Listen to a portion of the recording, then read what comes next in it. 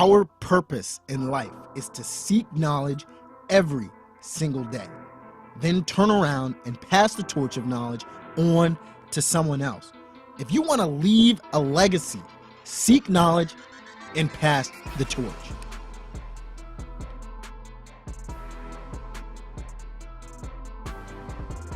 D'Angelo McCoy is an author, bacon lover, business owner, coach, and all-around know-it-all. Having had his fair share of failures and missteps, he is no stranger to the necessity of a good action plan and strategy.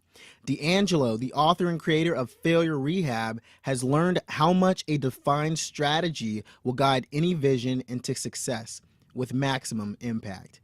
With that passion, he partners with leaders, entrepreneurs, and visionaries to help them craft and define strategic plans that skyrocket them into their next level. D'Angelo is also the founder of Black Boy Beautiful, an organization dedicated to reminding and empowering African American men, young and old, of their uniqueness, humanity, necessity, and inner beauty. To connect and learn more about D'Angelo, visit on www.d'angelomccoy.com. That info, the bio, will be in the show notes after the show. Let's get it. All right, we are on another episode of Pass the Torch podcast. Today we have a treat. We have D'Angelo McCoy in the house. D'Angelo, welcome to Pass the Torch podcast. Glad to be here, Levante. Absolutely, bro. So the first question, and for everybody, we had D'Angelo on the podcast before, and I messed up. So I'm extremely glad that he not only was ridiculously patient with us, but that he was generous enough to come back on the show. So I gotta do a shout out to him for that. And it was an amazing podcast. I know this one will be amazing as well. But I was like, we gotta get him back on the show. So with that, I'm gonna ask again the same question I ask every time, because it's such an important question, and that is the why you are on your journey today. What wakes you up day after day and keeps you pushing no matter how hard it gets? Honestly, man, we spoke, what was that, February? It was, man. So it's April, May. Yeah. And there's definitely been a bit of changes since then. My why in waking up, honestly, bro, I don't have one. I don't remember what my answer was the last time. It may have been nice or, non-existent, but yeah.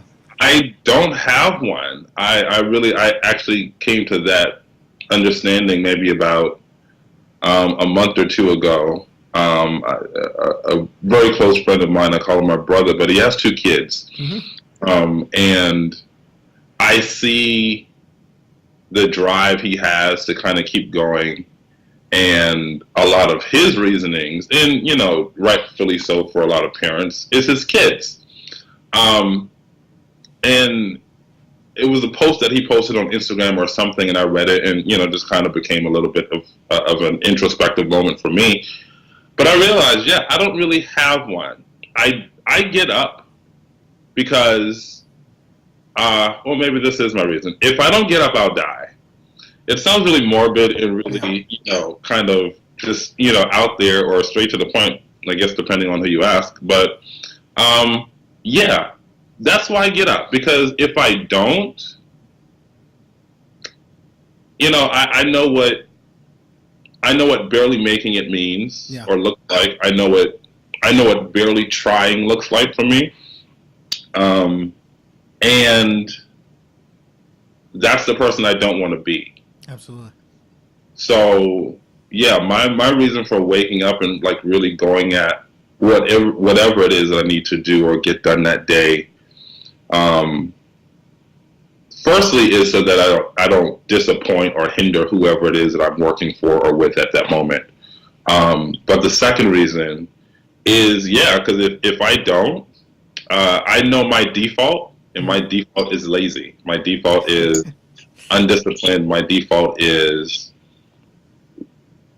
I would be that guy that goes off to India or Africa or Europe or whatever and like just trek years and be okay with that.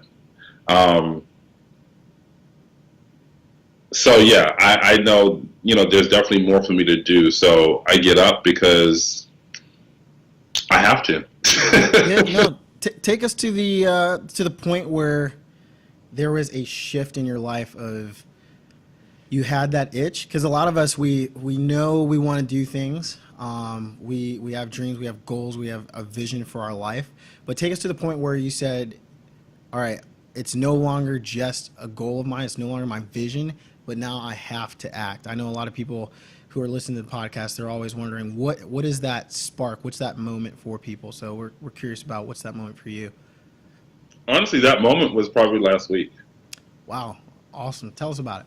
Yeah. Although I kind of initiated this whole self-awareness journey maybe about 3 years ago now, not really knowing what it meant or what it was going to look like, not really having a blueprint or a plan or whatever. And so I'm just kind of taking each day and opening myself up to be extremely receptive to whatever it is that I see, feel, and hear. Absolutely. And so when we started talking, or when we spoke last time, I think I had just started working with a development coach out in California. Mm-hmm. Shout out to Bryce Brown and Conover Brown, an amazing professional development agency. But since working with him from February until now, it's definitely been a journey that's kind of exacerbated my own journey. And so the goal that we had was to get me to the point where I would release, kind of launch my business. Right. And I know we definitely talked about that the last time. And oh yeah, because you were before the 23rd. Yeah. Yeah. Okay, so let's go there. So let's do it. February 23rd came and went, brother. Yeah. I was so excited. I was so behind. I didn't do everything I wanted to do. I did a Facebook Live, maybe like 6 o'clock that night. I don't know. It was a Friday. Monday, I met with Bryce. Mm-hmm. And that was the last time I talked about my business online. Because we went back into development mode. Yeah, no, I feel it. That 80-20 principle right there. Yeah. And it was quite a shock. I didn't know what to expect from that process either. But all that to say is we've come up to here, and he's been helping me, process a few personal things, and really kind of just connect the dots and really see where I am and how I've gotten here, so that I can really create a business, number one, that I want. Absolutely. Number two, that helps people. And number three, that makes money. At the end of the day, if it ain't making money, I don't say what's the purpose, because obviously there's a purpose, but, not as a businessman. And so we go through this process. So February, March, April, May, and I'm really now feeling it. Like I'm feeling everything, and the awareness is on 20, and my thoughts are running 100 miles a minute, and I'm questioning literally every decision I've made in my adult life. No exaggeration. And so there was a week, yes, because this week I was if not last week, then the week before. But we enter into the our session, and in my mind, I'm like, there are definitely some personal things. Like I didn't even want to talk business, but somehow he knew that, or he was able to, just kind of know that that's where we needed to go. So we talked, and he was like, just kind of share where you are. And I was like, bro, like I feel like I'm in a tunnel. Like everything is here. I'm aware of everything outside the tunnel, but I can't see it. I can't touch it. I can't access it. All I can see, feel, and hear, and even work in is this tunnel, and it is killing me. Like it is limiting, and it's kind of pressure. I mean, that's you get into a tunnel, and you have to experience pressure. And so, coaches, he was like, "Yeah, bro, like I was waiting for you to get to this point." what? Yeah, I know. Like, well, guide me away from this point. Yeah. Why are What, you letting me get there? what are you trying to get away from? Yeah. I know what this is. I don't want to be here. Um, but he shared some wisdom with me, man, that day, and um, not that it changed anything immediately, Hmm. but the weekend prior to, I was able to work to volunteer at a conference in Atlanta, and in volunteering, definitely taking in the information and doing some of the work that they were doing. But at the end of the conference, um, I was very clear on the type of coach that I wanted to be. Yeah. Who I wanted to serve, exactly what my offerings are. Like I became clear, like clarity was there, and so I was able to, because as much as I can speak and talk and and vocalize and all this kind of stuff, I realized that I was BSing my way through a lot, Hmm. like a lot, like all of my adult years, like a lot, like What? just kind of. Well, what do you mean by BSing? Like you were pushing forward? Because I mean, I've heard the saying "fake it till you make it." Like, are you saying Oh, you didn't no, feel like you no, were doing that at all, or? no, that's a dumb saying. I don't like it anymore. I thought about that the other day. I think it's a Yeah. stupid saying, and I wish people would stop saying it. Yeah. Because it creates a false sense of security. Yeah. This whole faking it till you make it thing. Because if you don't know what to do once you make it, then you're going to continue to fake it. Which, no, pause. That's exactly what the heck I was doing. I was Yeah. faking it, and nobody told me what to do Hmm. once I felt like I made it. And so faking just became the norm. Yeah. It felt right.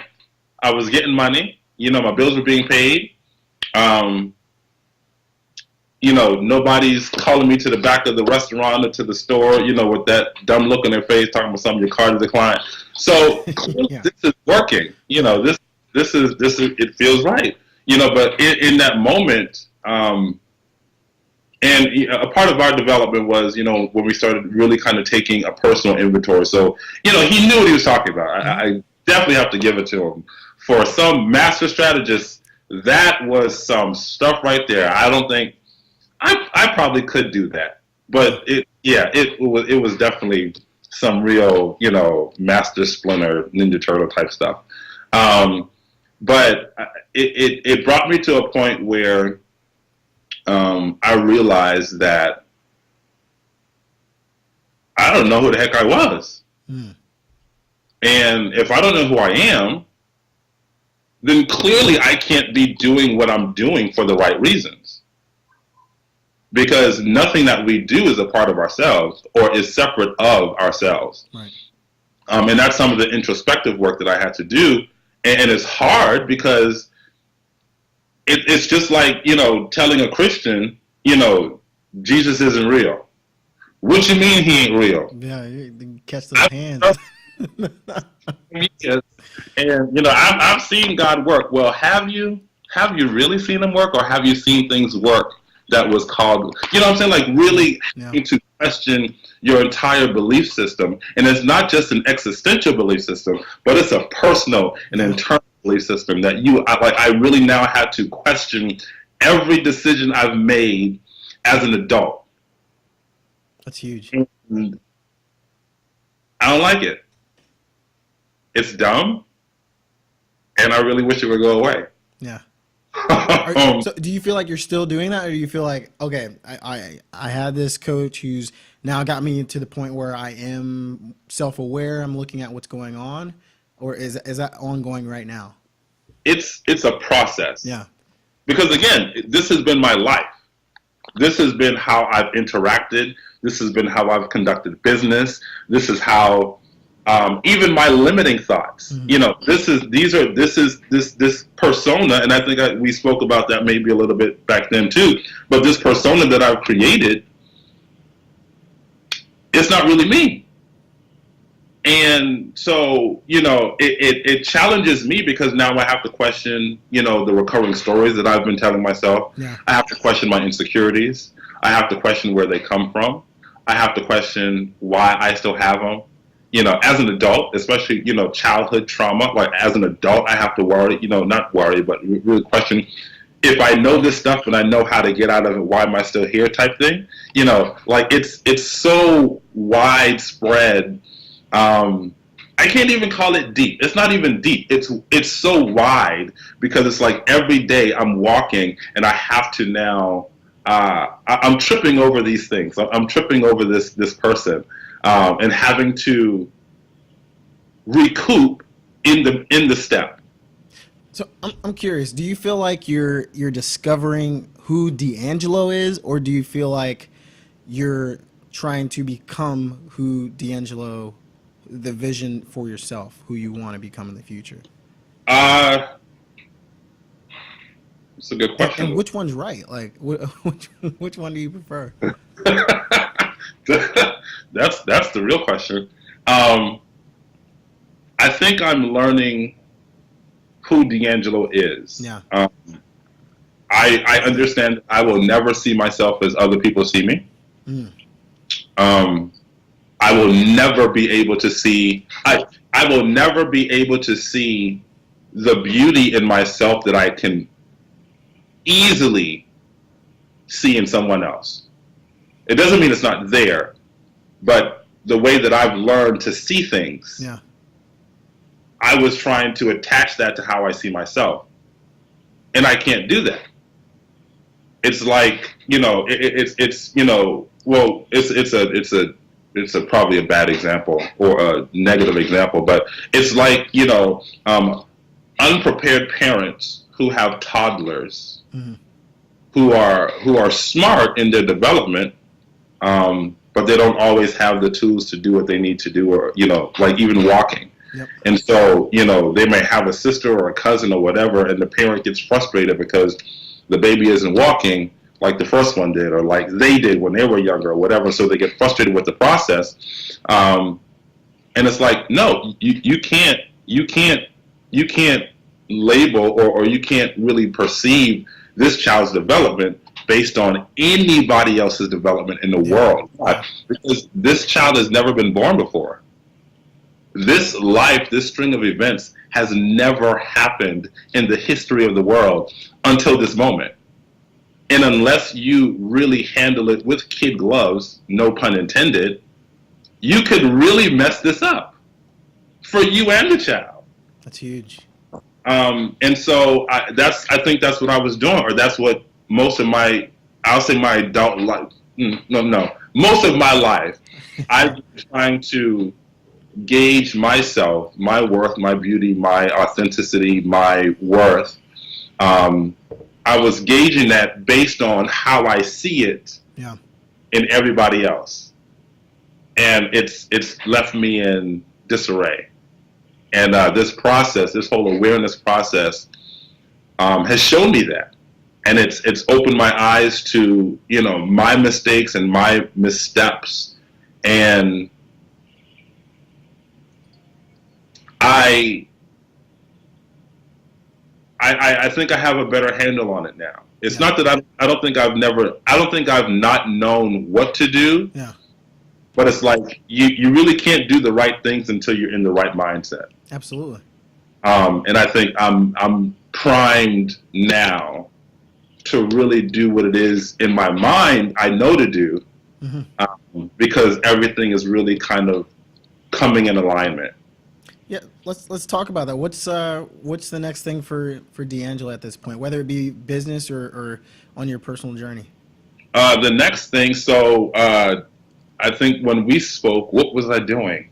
I don't even know what my business was going to be. You were carving. You were molding. Well, we've molded, we've shaped, we've narrowed. Yeah. So officially, I will be a clarity coach. Awesome. Specifically working with other coaches to help them, bring clarity to their thoughts, their programs, and their processes.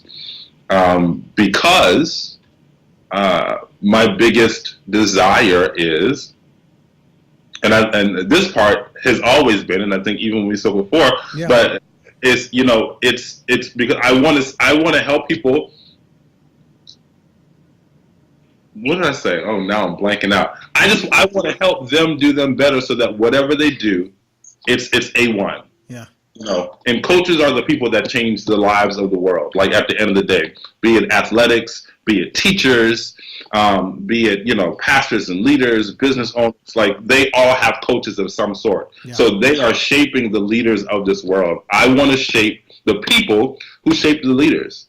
And I want to make sure that when they're doing this, they're doing it in such a clarified way that they're able to serve their audience, their market, their client in the best possible way, and really kind of give them the personalized tools that they need. Because again, this life has not been experienced in the earth until now.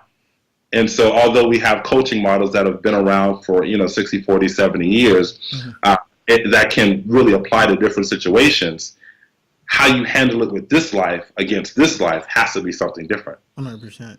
And you really have to have a very clear understanding of what you're serving and who you're serving in order to do that. So clarity coaching is where I'm going. Under the next level imprint of the Wiley McCoy project, today on Mentorch podcast. Yeah.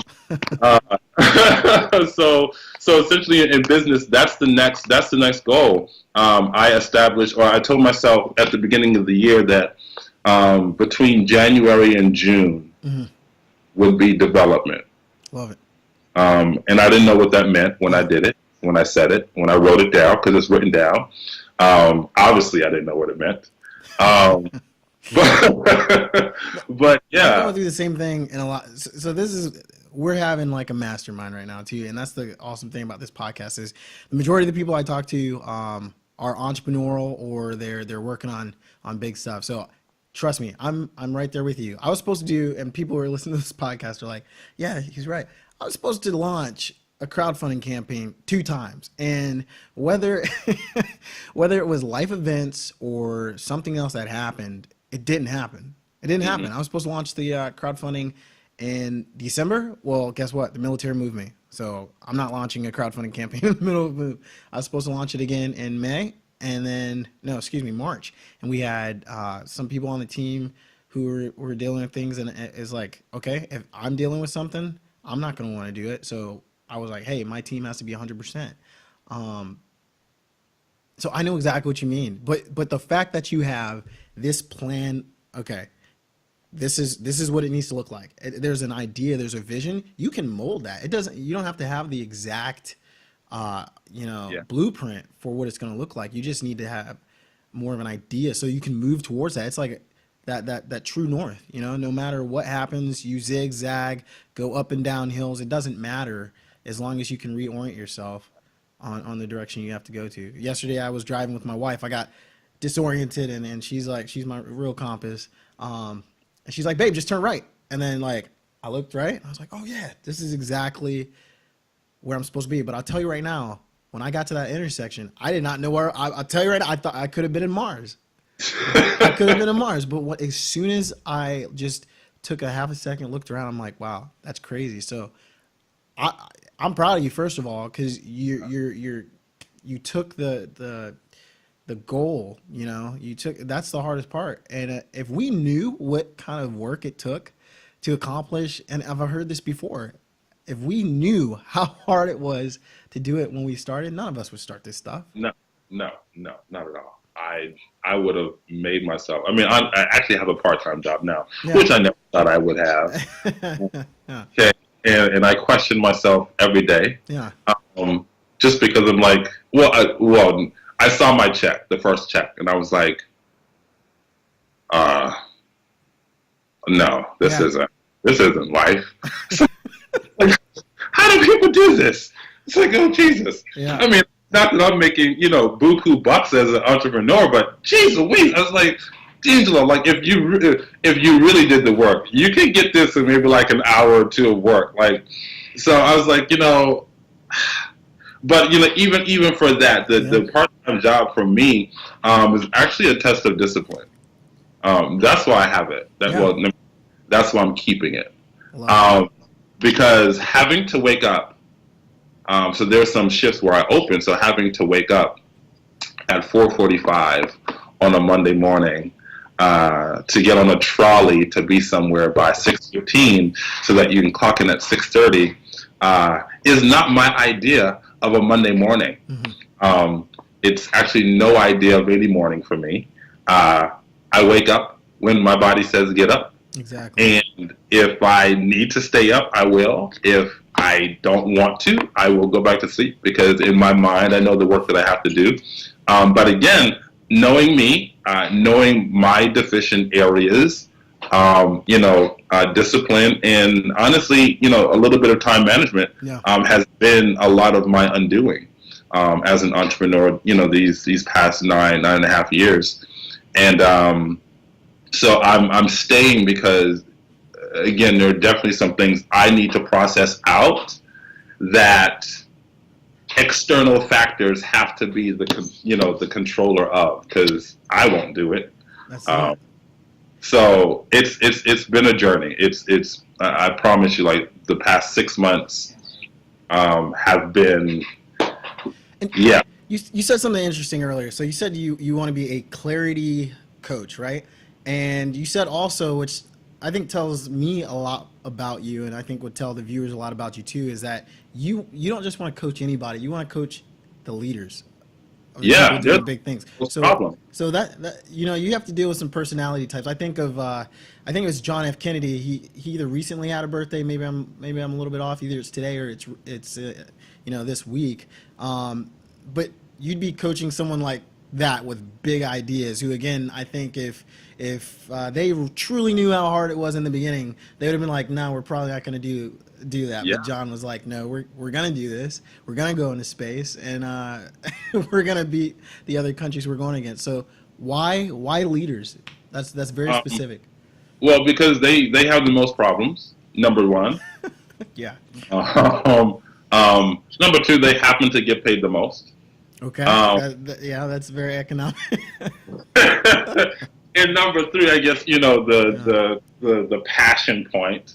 Honestly, it's because I can speak leader. Like I know how to. I know that life. I know what that mindset looks like. I know some of the pitfalls. I personally, I've always seen myself as a leader. Um, whether it, and even to think about me, growing up, Yeah. was never really in major leadership positions, but I always understood the process.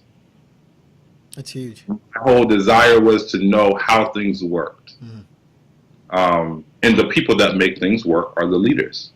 And if you want something to change, you deal with the leaders. If you want something better, you deal with the leaders. Yeah. If you have problems, you go to the leaders. The biggest issue that I found in my own critique of leadership, in my years of entrepreneurship, is the fact that the people who follow often do it blindly.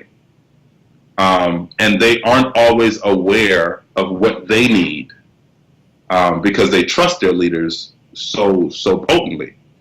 And oftentimes they end up getting the raw end of the deal because, like you said, life happens. Hmm. And because most leaders are very egotistic and pig-headed, they don't tell their followers. You have a pastor, you have a CEO, who's dealing with an issue. The last thing you're going to hear from them as a follower is the fact that they're dealing with an issue. That's it.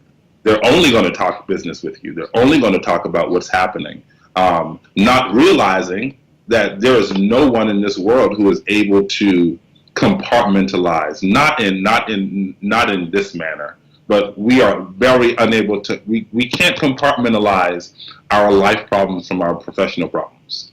We think we do. This work-life balance, right? Like, Yeah. I'm starting to learn that's especially, and I have this conversation with my wife because literally sitting here, active duty Marine, trying to build a company at night, and where's the work-life balance? But Yeah. I mean, I just listened to a talk with Jeff Bezos, and he's like, that's not a thing. It doesn't exist. It's really interesting hearing his. I forgot exactly what his terminology for it was, but he doesn't like the term work-life balance. It's like just understand how to live life in general. In general, I was like, oh, okay, I mean, it's for me, it's alignment. That alignment. I when like I that. think that that's how I express it. It's Yeah, alignment. It's just knowing that what your personal life looks like interacts or corresponds or correlates with what you're doing in your professional life. yeah, And most times we want to keep those things separate. You can't. You're yeah. creative. You're expressive. You're crazy. No, It happens to the best of us, and that's just how it is. I don't say we wear our feelings on our sleeves, but we really do. Our feelings are our ideas, our businesses, our inventions. That stuff is out. It's yeah, out for the public to see, and that's the core of who you are. And so the moment you release that, you have now released a very large part of who you are into the world, yep, for the absolutely. world to see, for the world to experience, and for the world to critique. There's no way. You, no, even as a designer, working and putting out material and putting out, sending submissions to clients, and they be like,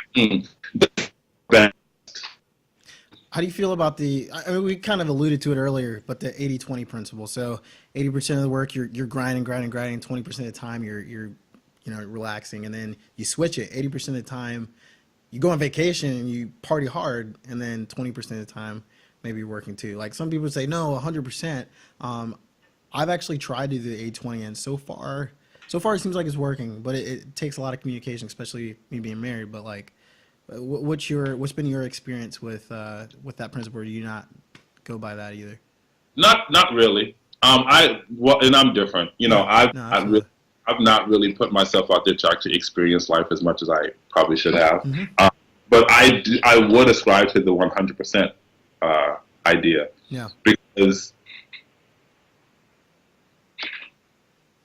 because yeah, yeah, I mean, because whatever you do, you're going to do it hard. There really is. I don't know how to work 80% of my business.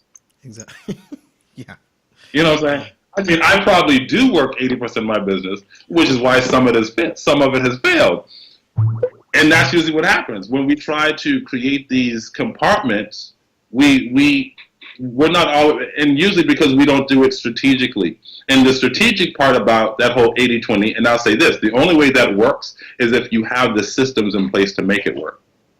So if you have a staff, if you have a team, they need to be in constant communication. right. You need to have automation for how you handle work. The first question to ask is, if I go on vacation for 2 days or for 3 days, can they deal with a big problem and not call me? Hmm. As the leader of people, that's the first question. And if that answer is no, it doesn't mean that you can't go on your vacation. It just means that when you get back from your vacation, Yeah, there's a lot of systematic work that needs to be put in place. Because again, yeah, I don't know how to. I can't think from 80% of my brain. As far as ideas go, like 80% may be me thinking about it but not writing it down.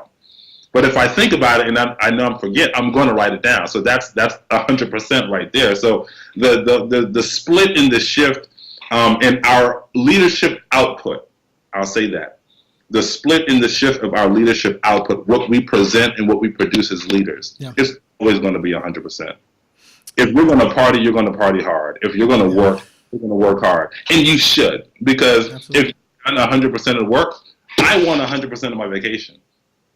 That's it. And especially in the United States, I talk to people in Australia, people in the UK already in this podcast, Germany, and what I've noticed, and my wife reminds me of it often, but that in America we do not vacation, and like we work, we just work. Yeah. And even for me, like, we actually had this real conversation, 30 days of leave, and I was even hesitating taking 2 weeks, like, or, or 30 days or a week. I was like 7 days. I'm serious. I got anxiety over taking 5 days off. I was like, no, I can't do that because I'm going to have to catch up when I get back. And that's something I think about as well. It's just you need to have a pace that you can sustain, especially if you're trying to do something that's a marathon.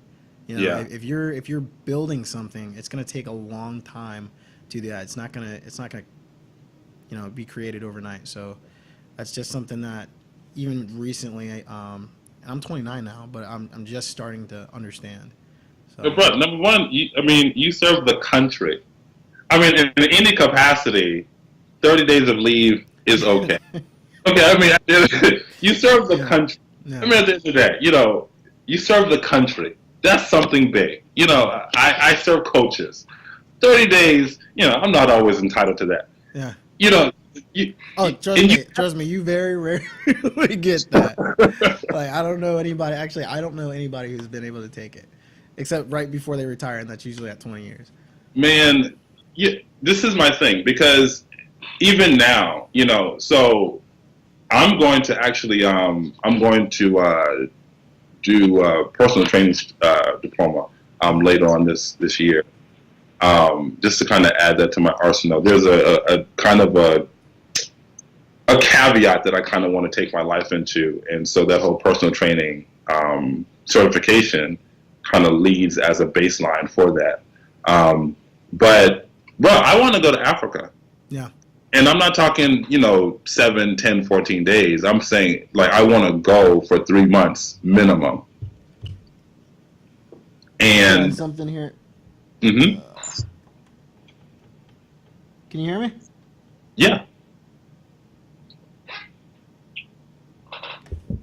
See if I can.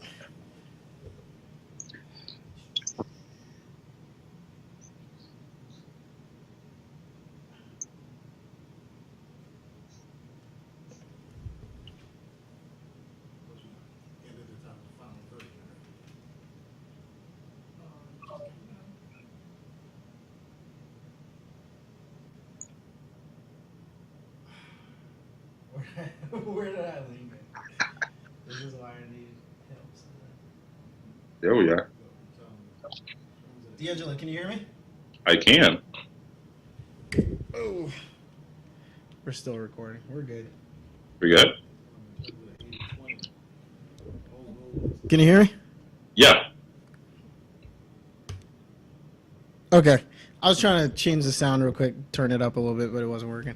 Okay, no, we're good. So tell me about you going to Africa. Yeah, I want to go. And I want to spend some substantial time there. And I don't want to feel bad about it. I don't want to feel like I'm missing anything or that, stuff isn't working. Obviously, I have a bit more freedom than, some others who, have people that kind of depend on them to be where they need to be and, have family in tow and all that kind of stuff. While I don't have that, I want to take advantage of doing that. But again, yeah, I want to do it and not feel like I can't go and enjoy myself. Yeah. No, Like I want to go, and not that it won't be, not that I won't include, some professional things in the trip, but yeah, like I want when my business gets to where I want it to be, and even before that, just from the get go, and this is definitely something that we're not always told to do it. But especially for me in this whole process, like I'm telling everybody to wait. Like, don't start nothing until you know for sure what you're doing, how you're going to do it, like a real plan. And I think, since not that social media has kind of taken that away from us a little bit, but I think the voices that have been just kind of, just go, just do it, just do it, just do it, just do it. No, hold on. Everybody's not in that place to just go do it. Yeah. Like, some people need a real plan, like a structured plan. They need every I, dotted and every T crossed before they can actually execute something successfully. And that's really my takeaway from this whole process. Yeah, I thought I knew what my business was going to be. Mm-hmm. I had a launch date. I had, a website. I had business cards. I had a title. I had, the social media. That title's real, man. Okay, it's important to have a title. Yeah. And then I release it and I don't do anything with it. Mm. Why? Because the moment he started asking me questions about my business, it was all abstract. Yeah. Yeah. From a professional standpoint, from a coaching aspect, from a profitable model, it was all abstract. So, I'm saying, I want to help people do things and get their stuff together. And he's like, you want to help people do things and get their stuff together? What is that? And who's going to pay you for that? Yeah. And I'm like, I would pay. I got this service and I got this and I'm going to do this. But who's going to pay you to help get there? What stuff are you like? And that's how we kind of go into. Some of us, that's how we launch into entrepreneurship. Yeah. Just really wanting to help and wanting to be a part of something. No, it's not really that simple. No. And depending on what you want to do, really understanding that you kind of have to have yourself together. Not perfect, but you definitely need to have yourself at a good pace so that you can kind of undergird everything simultaneously, because there's two worlds now colliding, your personal and your professional. And if they don't agree, you're going to have issues. Absolutely. If you could coach your dream leader out in the world today, who would you be like, yeah, I would love to coach them just to see where they can go. I see the potential, and maybe it's a celebrity, maybe it's an athlete, maybe it's not, maybe it's somebody you know. I'm curious where you're looking right now.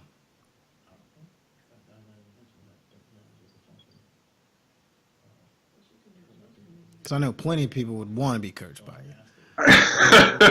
Honestly, I don't know. Yeah. What industry? Do you have a specific industry you'd be like, I would love to affect a leader in this industry? So the industry that I'm going to work with first is coaches, like coaches and trainers, only because they create programs that people are a part of,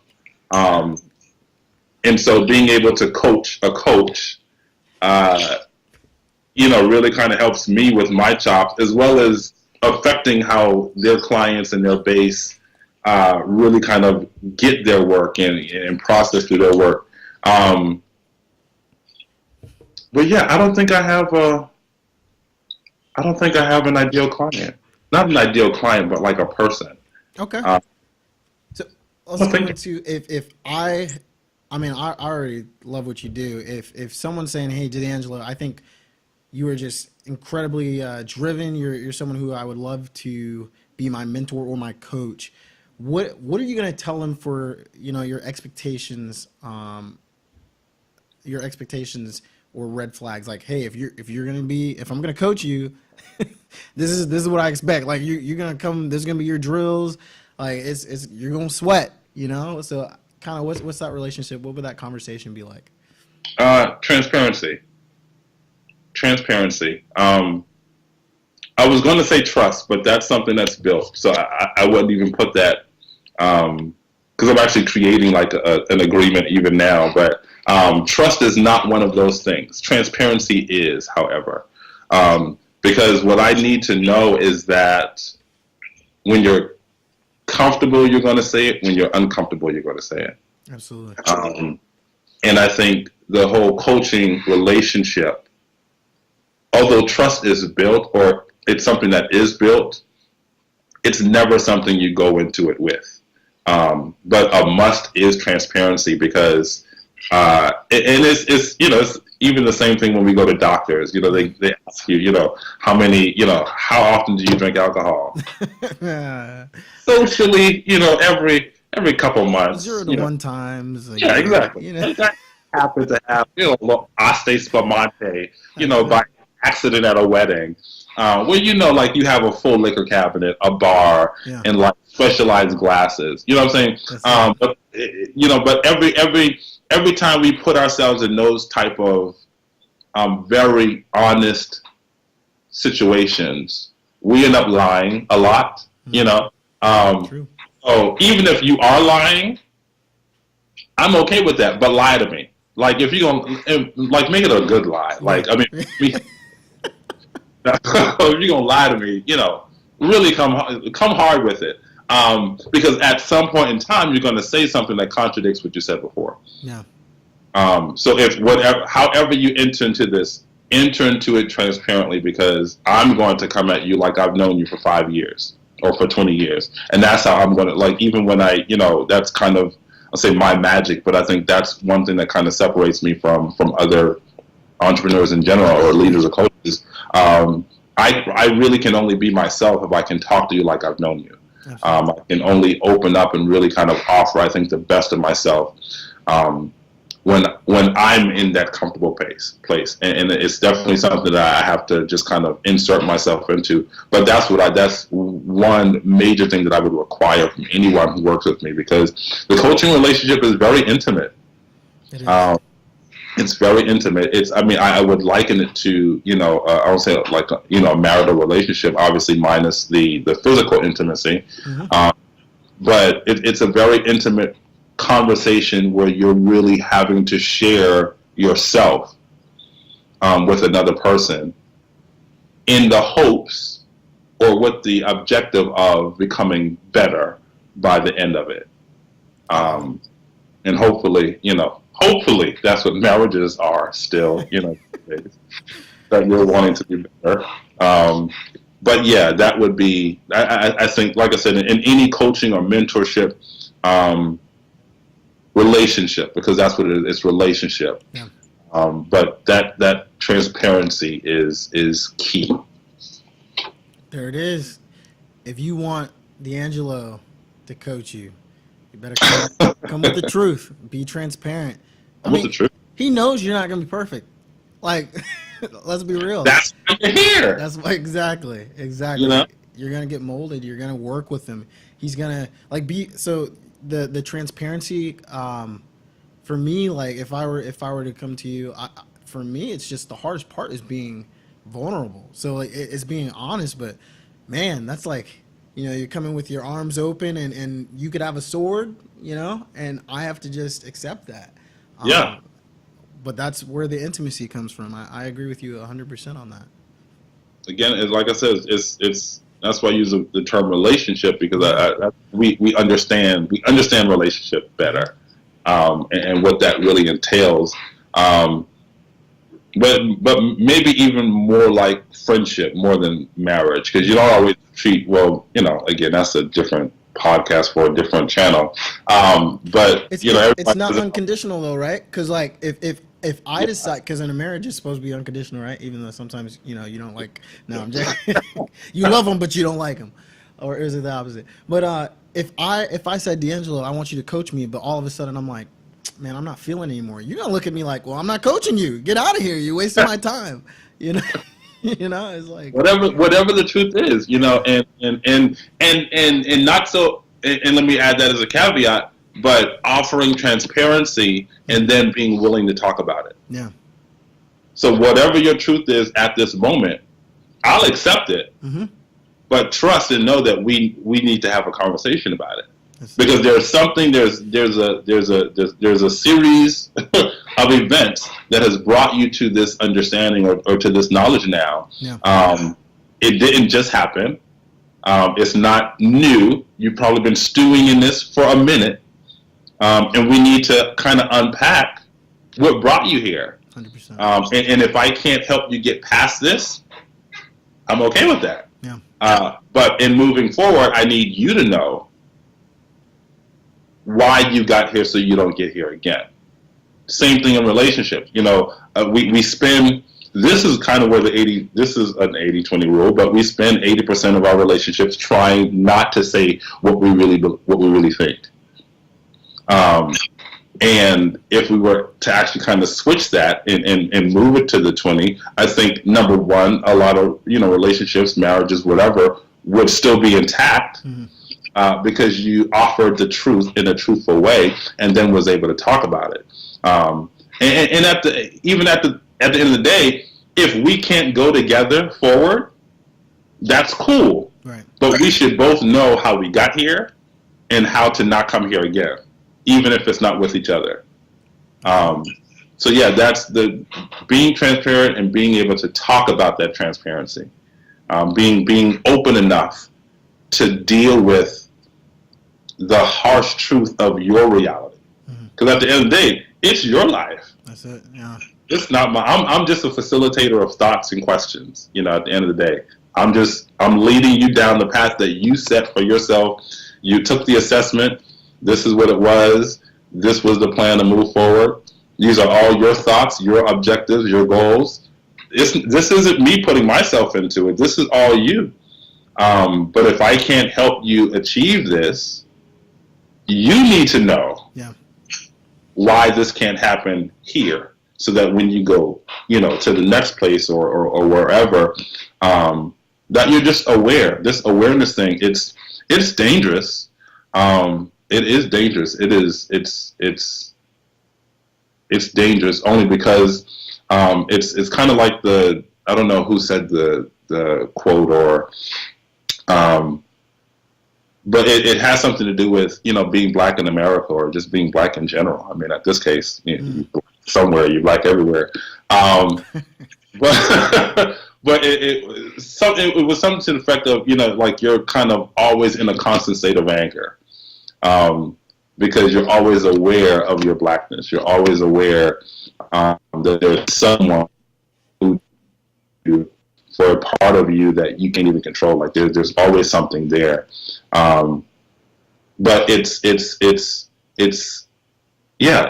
that constant state of anger. That's this awareness thing. It really, like I said, this has probably been the most invaluable lesson that I've been able to take away from all of this. Yeah. Is just really seeing myself where I am. The good, the bad, the ugly, the in between, and being able to have the conversation. That's it. It's a dangerous journey, but I think for leaders, especially the people who have to get over the hump, because if they don't get over the hump, there are people out there who are literally going to die. That's when I talk about leadership, that's what it is. You have something that there are people out there who are waiting on you, and their lives are connected to you stepping out.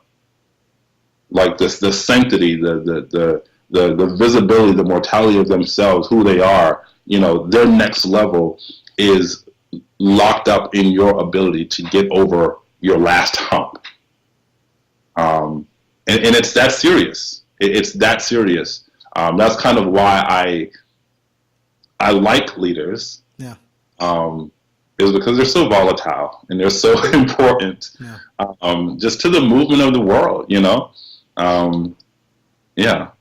Oh, that's too cool, man. That's I'm really excited to see as you progress, the people that you work with. I'm like, oh man, D'Angelo's working with him or her. That's crazy. And then just hearing the testimonials after that, I can already tell it's going to be a huge success. That's the goal, man. It is definitely the goal. Speaking of goals and working towards success, what kind of rituals or resources or habits do you attribute to your success? I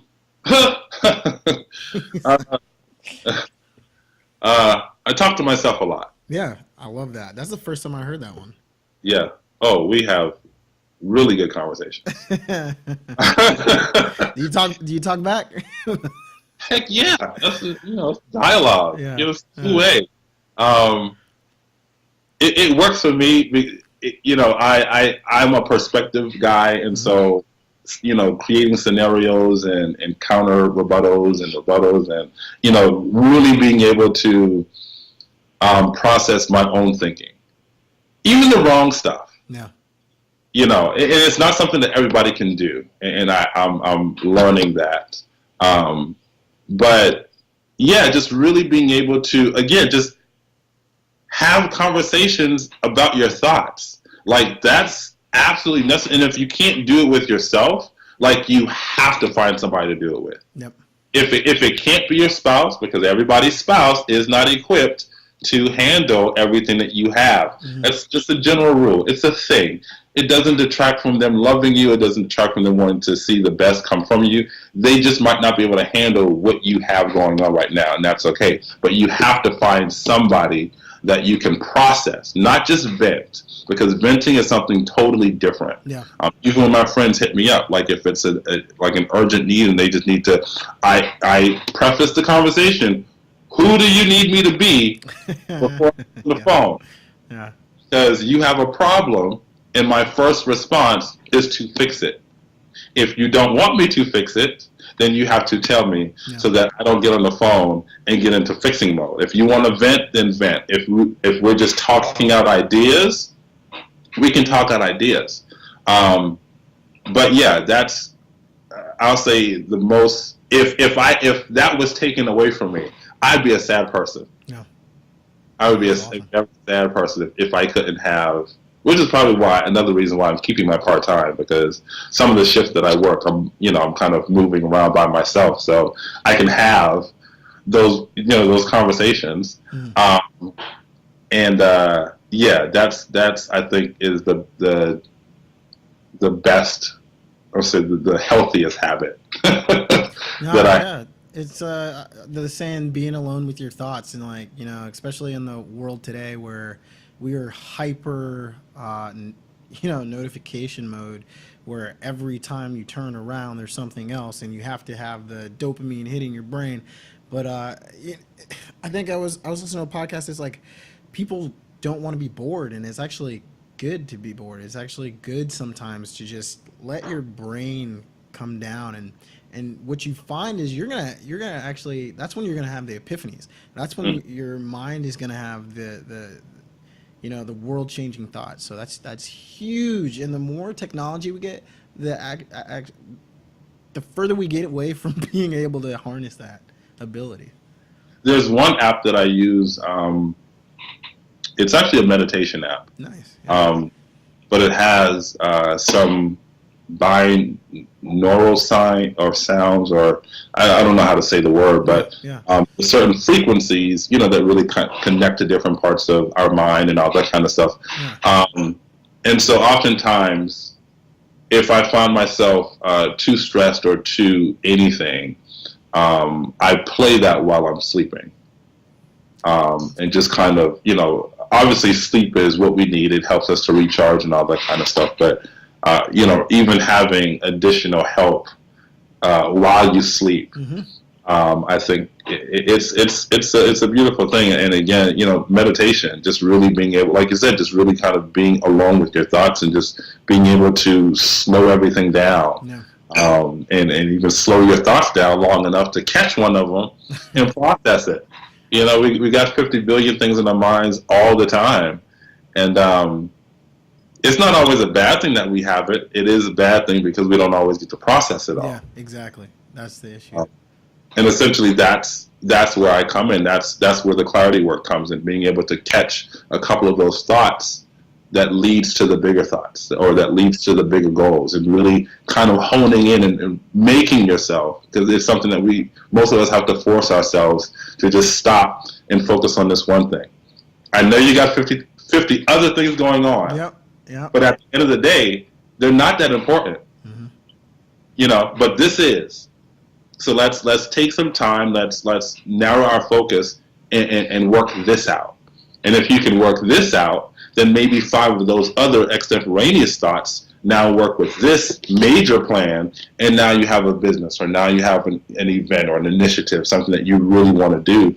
Or even if it's something to do or an idea to give to somebody else, but yeah, being alone with my thoughts and meditation, that for me it's sound. Yeah. That's where sound, and oddly enough, smells are like really important to me now. Yep.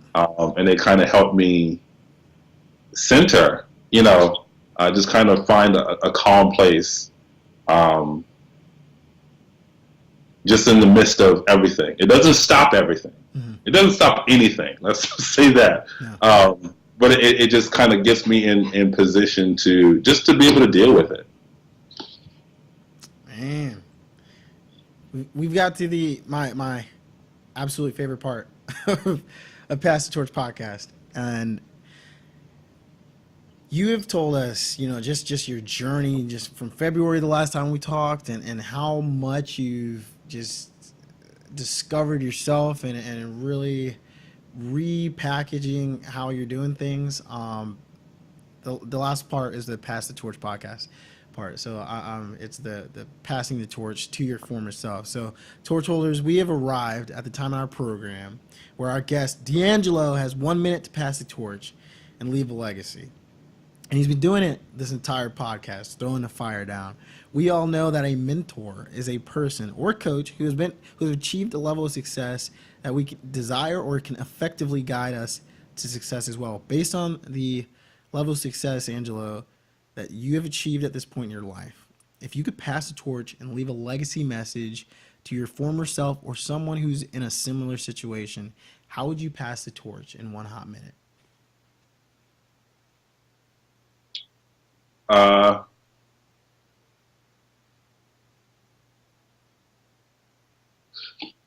It's not anything that we talked about, but I would say to myself, don't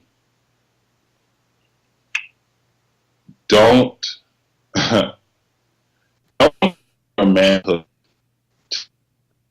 around you, because every man isn't the same, and everything that makes a man isn't always what makes a man. And be confident.